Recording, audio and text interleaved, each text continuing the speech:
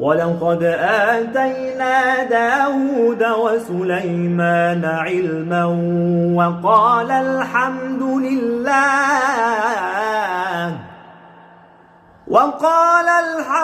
لله الذي فضلنا على كثير من عباده المؤمنين.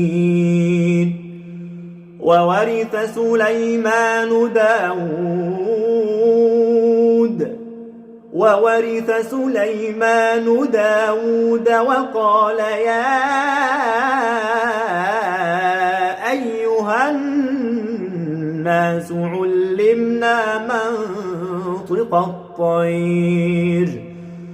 وقال يا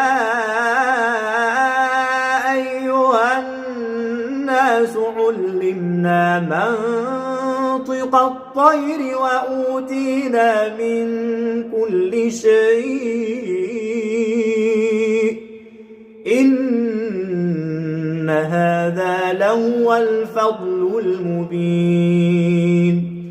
وحشر لسليمان جنوده من الجن والإنس والطير فهم يوزعون حتى إذا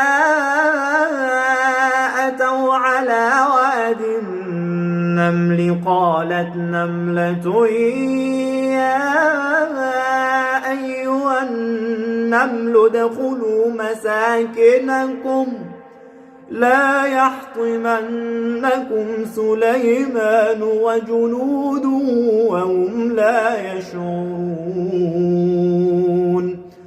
فتبسم ضاحكا من قولها وقال رب أوزعني أن أشكر نعمتك التي أنعمت علي وعلى والدي وأن أعمل